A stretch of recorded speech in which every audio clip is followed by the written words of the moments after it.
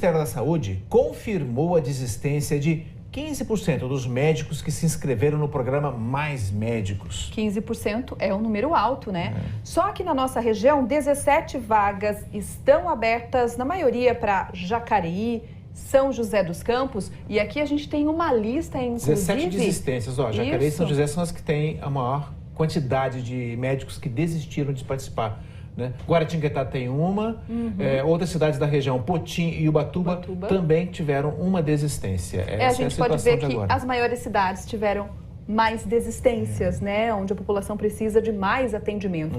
No caso de Jacareí, a população está com receio de que os atendimentos fiquem prejudicados. A unidade de saúde do Parque Brasil é uma das que perderam médicos nos últimos meses. Aqui tem vaga para 5 profissionais atenderem pelo programa Mais Médicos. 2 saíram recentemente. É nessa UBS que a Joana recebe atendimento. A data da consulta de hoje chegou a ser alterada por causa da falta de médicos. Você deveria ter vindo aqui na unidade quando? No dia 8 do mês passado. Faz um mês agora. Outro ponto que para ela prejudica o serviço na UBS é a rotatividade dos profissionais. Dentro de um ano, quantas vezes já mudou o médico desde que a senhora começou o tratamento? 4 médicos.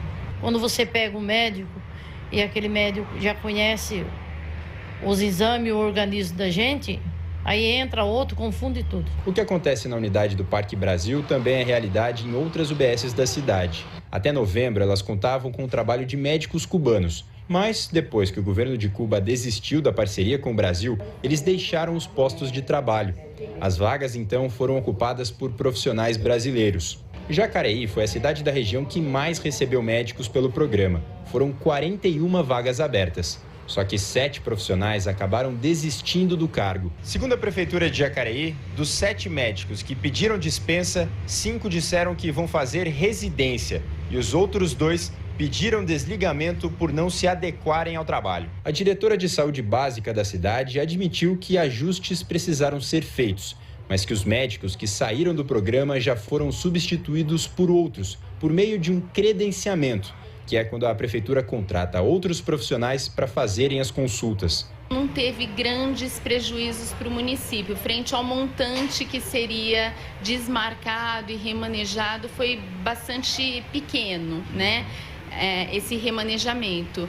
A única adequação que nós tivemos que fazer é que esse profissional ele recebe por consulta realizada. Então ele não faz o atendimento domiciliar, que é uma das atribuições do médico que vem pelo programa Mais Médicos. Ainda assim, a diretora acredita que essa rotatividade dos médicos num programa de acompanhamento de pacientes compromete o trabalho feito. A principal ferramenta de trabalho dos profissionais que compõem a equipe é o vínculo que esse profissional tem com a comunidade onde ele está inserido.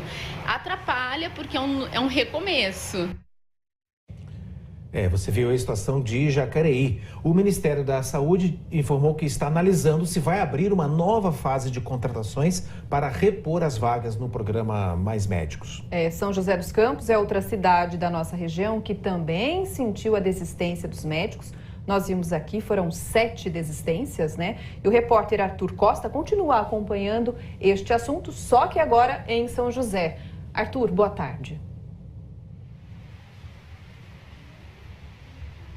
Oi, Águida, boa tarde para você, para todo mundo que acompanha o Link Vanguarda. Desses 7, um trabalhava aqui nessa unidade que a gente está, que é o UBS do Novo Horizonte. A gente está aqui já ao lado do secretário de Saúde de São José para saber como é que a cidade está fazendo para suprir essas ausências, né? Secretário, boa tarde.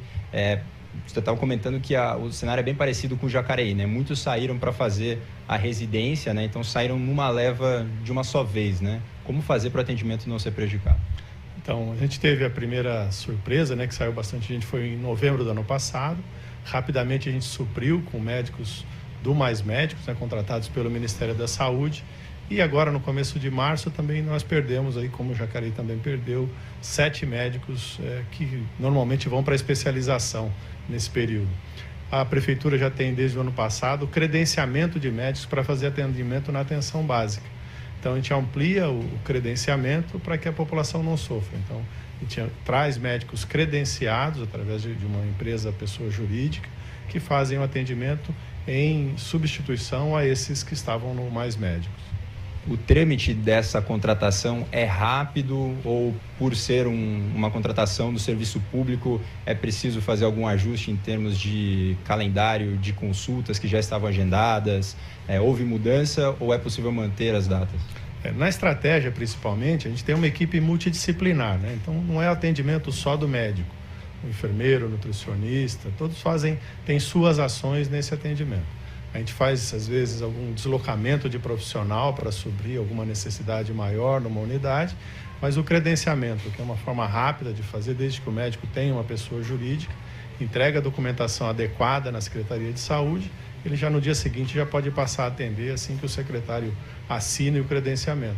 Então é rápido a gente repor um profissional para atendimento.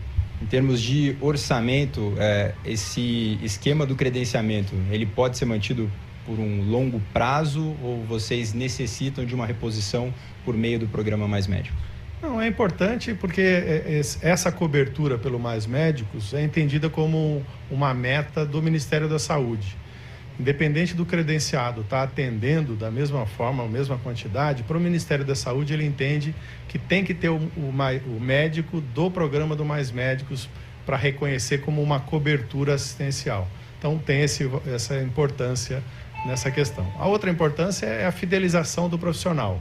É uma coisa que a gente tenta fazer também com o credenciado para que a população, o paciente se sinta acolhido por esse profissional que já vem atendendo, já conhece ele. Mas é tranquilo, tem orçamento para isso, o prefeito destina recurso para essa finalidade, então a gente consegue suprir. Tá certo, obrigado, viu, pela sua entrevista. É isso, né? Acho que a gente consegue ver que o maior prejuízo mesmo é essa falta de acompanhamento do mesmo profissional num programa que é tão intimista como Saúde da Família, né? Volto com vocês aí no estúdio. É isso aí, Arthur. Não só o prejuízo do acompanhamento, mas também da demora. Se esse credenciamento não for feito rapidamente, aí que está a obrigação das prefeituras, tanto Jacareí quanto São José, fazer o credenciamento rapidinho, pessoa jurídica, o médico vem, faz inscrição, não é uma contratação como profissional do município, servidor público, não é. É pelo credenciamento, aí o atendimento vai rápido e não tem uma demora, não tem um atraso.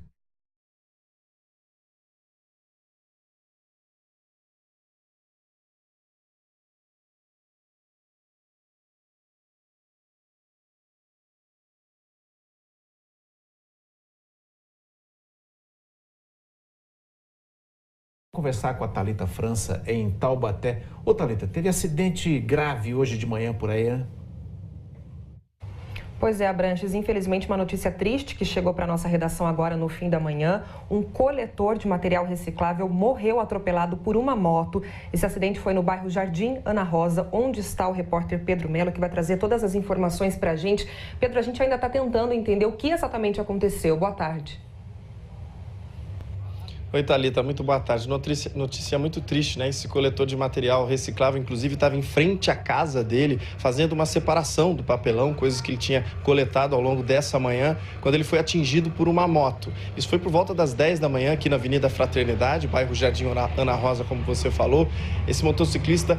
A informação que nós temos é de que testemunhas disseram que ele estaria fazendo uma ultrapassagem de um veículo quando ele acabou atingindo esse coletor. Ele morreu aqui no local. O motociclista foi atendido aqui e socorrido em estado grave para o hospital regional aqui de Taubaté. Ele não tem consciência, a gente conversou há pouco agora também com a Polícia Militar, eles estavam passando esses detalhes para a gente, que tentaram obter informações do que poderia ter causado esse acidente, mas ainda estão apenas com dados das testemunhas que estavam aqui no local. Eu estou com o tenente Leandro Sembranelli, que é da Polícia Militar aqui com a gente, pode explicar um pouquinho mais do que aconteceu. Logo em seguida, vocês já vieram aqui para o bairro, é isso? Positivo. Boa tarde a todos. Logo em seguida, com base nas informações repassadas para a gente, a viatura veio aqui para o local, onde conseguiu fazer o contato com o SAMU e tinha a primeira vítima, o condutor da motocicleta, foi socorrido. Então, com base no acidente de trânsito, a gente fez a preservação do local de acidente. Então, uma viatura preservou o local, uma outra viatura fez contato lá com a suposta vítima para levantar mais informações e também foi acionado a técnica para fins periciais, para realmente verificar o que de fato aconteceu no local do acidente. Nós sabemos, para quem está assistindo o jornal Link Vanguarda, esse coletor ele tinha 59 anos, o nome dele é Célio Gabriel Pires, e esse motorista da moto que acabou, esse motociclista que atingiu esse coletor, ele tem 23 anos, tá? No hospital regional agora em estado grave. O nosso produtor João Mota esteve aqui um pouquinho antes da nossa equipe chegar e conversou com um comerciante aqui do bairro que fala a respeito da falta de sinalização. Vamos ouvir o que ele disse. É uma reta, né? E o pessoal abusa muito, né, na velocidade, tanto motoqueiro como carro. Muitas vezes a gente já viu acidente aqui nessa região quase diariamente. Por causa da reta, o pessoal aproveita e não tem nenhuma fiscalização, não tem nenhuma lombada e o pessoal acaba abusando um pouquinho e acontecendo acidente quase diariamente nessa região. Inclusive, desde a hora que nós chegamos aqui, o que eu vejo é que tem uma placa assim lá na parte de trás com 50 km por hora. Esse é o limite de velocidade aqui na via. E eu vou repassar essa pergunta também para o tenente. Tenente, vocês têm conhecimento de acidentes aqui nessa avenida, nessa região, no bairro Jardim Ana Rosa? Sim, nós temos noticiados frente a acidente de trânsito aqui nessa Avenida da Fraternidade. Desde o início do ano até a presente data, foram atendidos pela Polícia Militar 3 acidentes aí envolvendo veículos e motocicleta. E, infelizmente, no dia de hoje, esse atropelamento.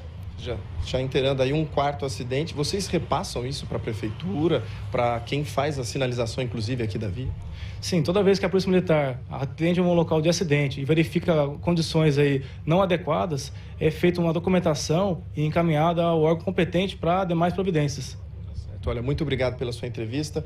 Bom, ainda fica agora o trabalho de investigação da polícia. A perícia estava aqui até agora há pouco fazendo as fotografias para poder levar isso para uma investigação. De volta com você, Thalita. Puxa vida, um acidente bem em frente à casa dele, né, Pedro? A gente viu aí um material acumulado em frente à casa dele. Provavelmente ele estava trabalhando, estava separando esse material. E como a gente viu o comerciante reclamando de imprudência, essa é uma reclamação constante. Um outro acidente de trânsito no centro de Taubaté deixou uma pessoa ferida também hoje de manhã. Foi uma batida entre 2 carros na rua Sacramento, na altura ali do Largo do Rosário. Quem fez essas imagens foi o Naldo, que mora ali perto do local e estava saindo para trabalhar quando o acidente aconteceu. Os bombeiros socorreram o ferido com um corte superficial, mas não passaram nenhum outro detalhe sobre a vítima. Tem novidade no caso daquele processo seletivo de Tremembé, na área da educação, que foi cancelado por irregularidades. Os 6.000 candidatos que fizeram a prova vão ser reembolsados a partir de hoje. A devolução da taxa de inscrição será por ordem alfabética e vai até o dia 29 de abril no Centro Técnico e Superior de Ensino, que fica na região central de Tremembé. A Prefeitura ainda não marcou a data de uma nova prova. No G1 da Vanguarda você tem todos os detalhes sobre a devolução da taxa de inscrição em Tremembé.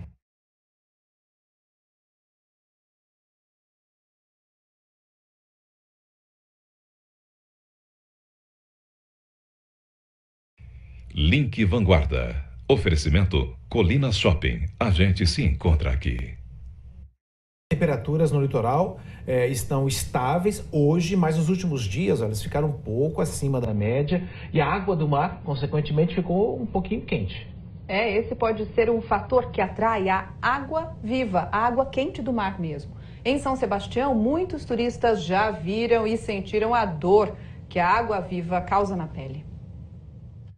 Praia, sol, mar e água viva? Você já ouviu falar nesse animal marinho? Não sei, não imagino como que é, não tenho nem noção de como seja. As pessoas falam que é perigoso, né? Existem várias espécies de água-viva. Elas possuem tentáculos com pequenas estruturas, semelhante a agulhas, repletas de toxinas. Ao encostarem nas pessoas, essas substâncias são injetadas na pele. E aí vem normalmente a vermelhidão e a dor, como se fosse uma queimadura. Quase sempre a água-viva é um perigo invisível no mar, porque ela é mais transparente. No último fim de semana de março, foi realizada uma prova aquática aqui na Praia Grande de São Sebastião, no Balneário do Trabalhador. E 16 atletas tiveram queimaduras depois de ter contato com a água-viva.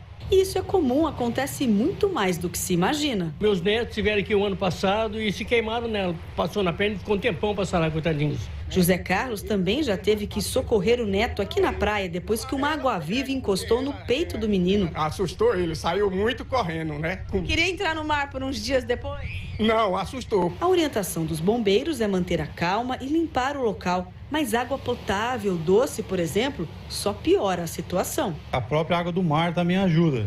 Aí tem que tomar cuidado também, tem pessoas que querem tirar o filamento da pele. E aí acaba agravando mais, né? Acaba queimando mais. Caso tiver a pessoa vier a passar mal, tem que procurar um atendimento médico, sim. A princípio, se tiver o guarda-vida na praia, procura o guarda-vida, ele vai estar prestando os primeiros socorros. E normalmente as ondas trazem água viva para o raso. E assim acaba sendo um perigo para as crianças, porque elas são curiosas e gostam de mexer. Mas mesmo na areia, esse animal ainda pode estar vivo. E as crianças, por curiosidade, acham que parece uma gelatina, achando que é algum tipo de brinquedo, e acabam tendo contato e vindo a se queimar.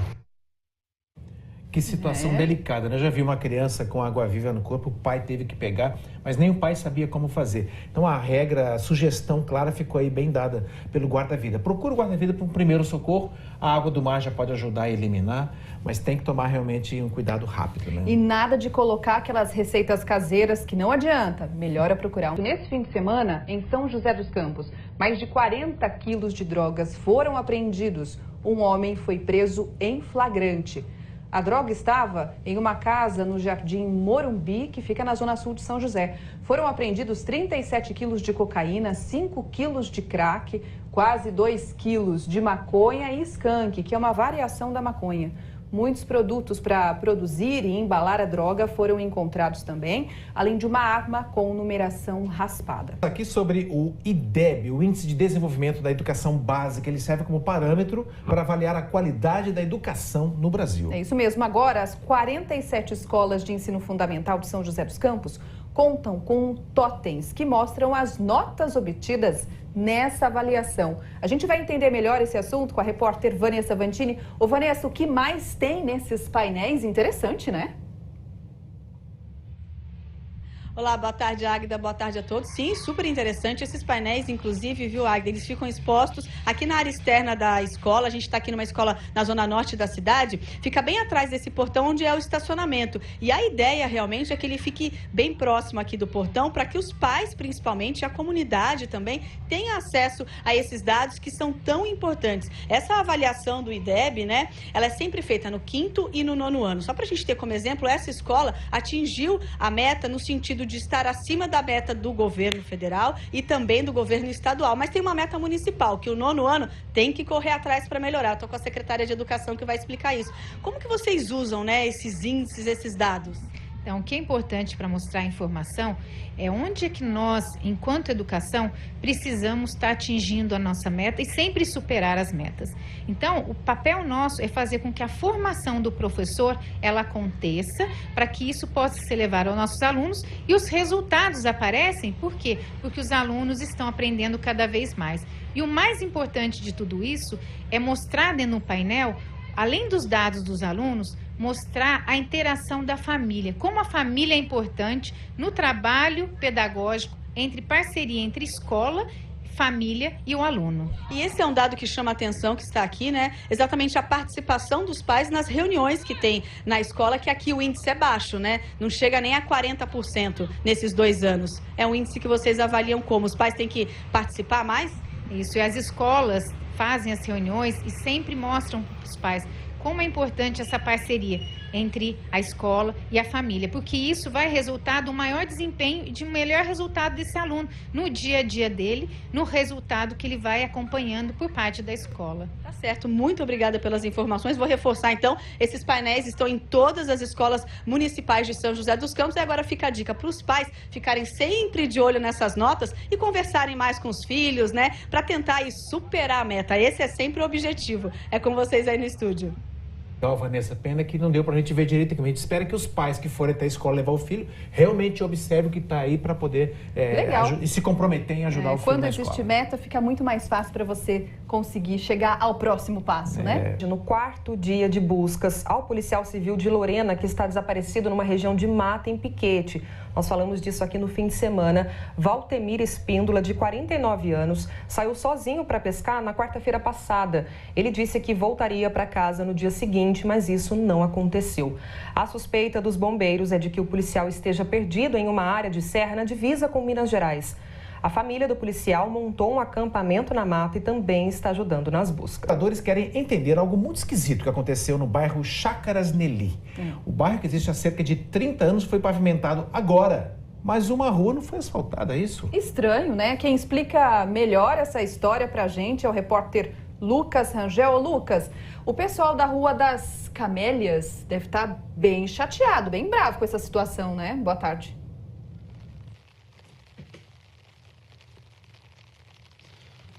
Eles estão, né, Águida? Boa tarde para você, boa tarde a todos, porque o bairro inteiro foi asfaltado e só essa rua que não foi asfaltada.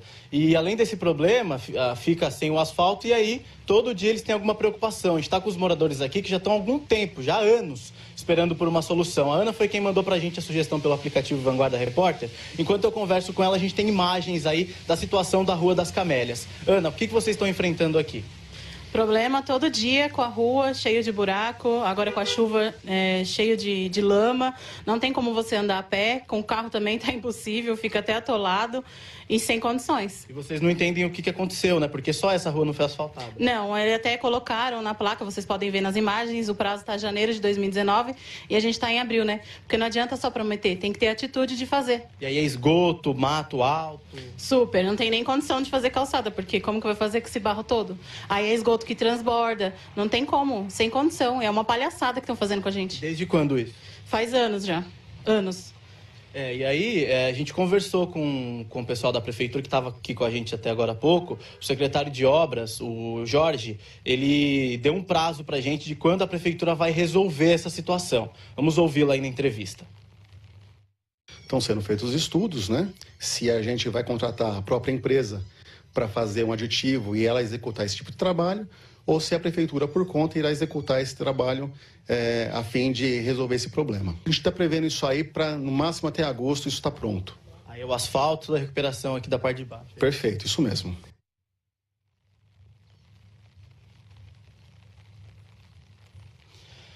Vamos ver então se até agosto os moradores da Rua das Camélias conseguem aí ter mais tranquilidade, ter o tão sonhado asfalto, né, que outras ruas aqui do bairro Chácaras Nelly conseguiram e eles não conseguiram. Hoje, num dia chuvoso, a gente consegue ver como eles sofrem, né? Para todo lado tem lama aqui na rua. Então a gente espera que a prefeitura cumpra com o combinado e a gente vai ficar de olho junto com os moradores aqui da Rua das Camélias, viu, Águida? Tá certo, obrigada, Lucas. E isso se essa chuva, porque agora a gente sabe que chove bastante, não atrapalhar um pouquinho, a previsão é para agosto desse ano, a entrega da Rua das Camélias. Vamos ver. Cadastramento biométrico obrigatório para as próximas eleições, hein? No total, são 309 mil pessoas, o que daria uma média de 1.600 atendimentos por dia, até o fim do prazo, que é dezembro desse ano. O problema é que os cartórios eleitorais ainda estão praticamente vazios. Assinatura eletrônica, digitais de todos os dedos e sorriso para foto. Pronto, biometria feita. Não demorou nem 10 minutos. Opa, e você, já fez o cadastramento biométrico? Não fiz não. Não fiz. Não fiz ainda. Ainda não. Eu não tive tempo, porque eu tô correndo com um monte de coisa, entendeu? E olha, um dos postos de atendimento está ali, atrás dela, bem pertinho da dona Virgínia. Não sabia não. Hoje tá fazendo, será? Vou dar um chego ali e vou fazer, então. Esse posto de atendimento no CEF, ao lado do Parque da Cidade, na zona norte de São José, foi montado só para agilizar a biometria, mas anda vazio, como todos os outros da cidade. O balanço da biometria em São José não anda muito bom. Ainda faltam mais de 300 mil eleitores. Nesse posto de atendimento na zona norte da cidade, o objetivo é atender pelo menos 90 pessoas por hora. Nessa primeira hora de atendimento desta segunda-feira, não vieram nem 20. Aí os guichês ficam vazios. E olha que são 23. Os atendentes ficam parados. O costume do brasileiro de deixar as coisas para a última hora está acontecendo aqui. A gente está atendendo com 10% só da nossa capacidade. A gente tem capacidade de 850 eleitores e acaba atendendo apenas 85 por dia. Então a gente convida a população a comparecer, não precisa agendar nesse momento, pode vir direto aqui e vai ser atendida com bastante conforto. Os eleitores precisam trazer um documento oficial com foto e um comprovante de residência atualizado. Os eleitores do sexo masculino que vão fazer o primeiro título precisam trazer também o alistamento militar. E preste atenção, em São José são 4 postos de atendimento. Além do da Zona Norte, tem também os cartórios eleitorais do centro, o posto dentro do Fórum Estadual no Aquários e o posto dentro do Shopping Vale Sul. Quem veio hoje não se arrependeu. Foi muito rápido, super rápido. E agora está tudo resolvido. Muito bem. Minha esposa estava me cobrando, né? Que ela já tem a biometria e eu não tinha feito ainda. Aí, como eu viajo muito e tal, aproveitei que hoje eu estava em São José, eu falei, já vou aproveitar, já vou resolver logo isso daí. Foi rápido, né? O atendimento é imediato. Se você ainda tem dúvidas, não fazer a biometria pode ser um problemão. Além do título ficar cancelado, né, e não conseguir votar nas próximas eleições, vai ter uma série de implicações aí. O eleitor não vai conseguir certidão de quitação eleitoral, não vai conseguir tomar posse em concurso público, não vai conseguir fazer matrícula em faculdade, não vai conseguir tirar passaporte, não vai conseguir empréstimo em banco público. Se tem que fazer, vamos fazer logo, né? Porque depois vai aparecer muita gente e fica tudo muito cheio. Deixar para a última hora nem pensar. Nem pensar. Quem ainda não fez, então vai aí uma orientação. No próximo sábado acontece um plantão nos cartórios da cidade para atender os eleitores. O funcionamento vai ser das 9 horas da manhã até 1h da tarde e o prazo para fazer o cadastramento é até o dia 19. 2 semanas da Páscoa, já tem gente comprando ovos de chocolate em São José dos Campos, hein? São bem chocolatras, hein? Adoram o chocolate. Nas lojas e nos supermercados da cidade não faltam opções de marcas, tamanhos e principalmente de preços. Alguns podem chegar até R$200.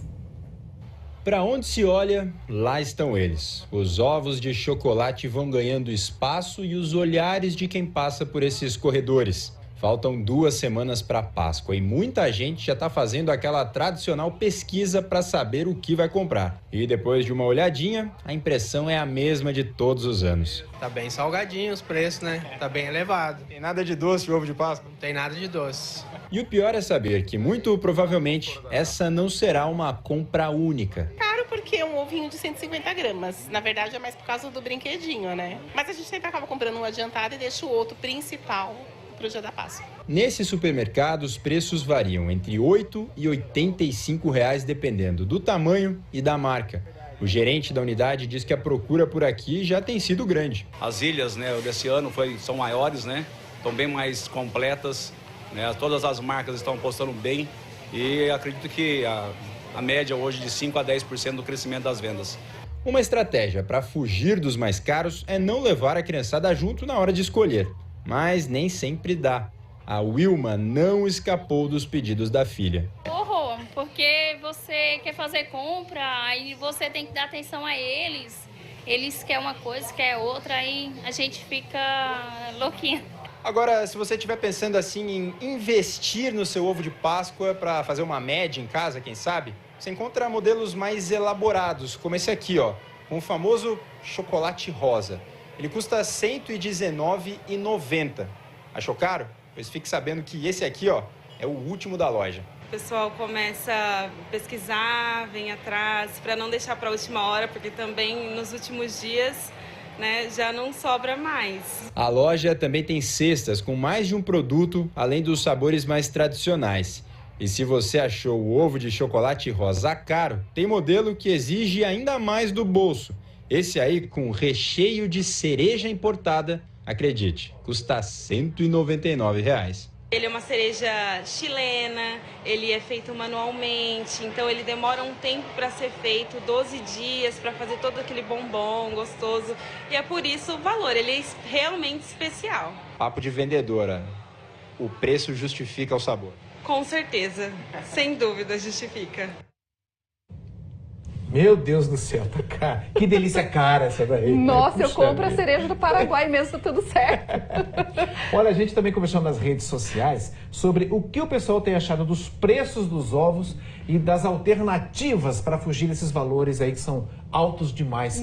A Luciane Borsatti, por exemplo, de Pindamonhangaba, disse: compro ovos de Páscoa artesanais. São saborosos, feitos com carinho e sempre ajudando as pessoas desempregadas com uma remuneração extra. Gostei. Luciana foi assim, generosa com as pessoas que estão investindo dinheiro. Muito legal. É isso mesmo. O Paulo Felipe de Jacareí faz um tempão que não compra ovos de Páscoa. Compensa comprar barras de chocolate. sai mais barato e, de fato, tem o mesmo gostinho. E curte a Páscoa de um jeito bem mais econômico, né? É isso aí. A Gisela Gomes de São José dos Campos falou assim, ó, minha filha pediu um chocolate lá com a marca específica, eu falei que não dava, estava muito caro, entrei num acordo e eu mesma vou fazer e colocar uma boneca dentro.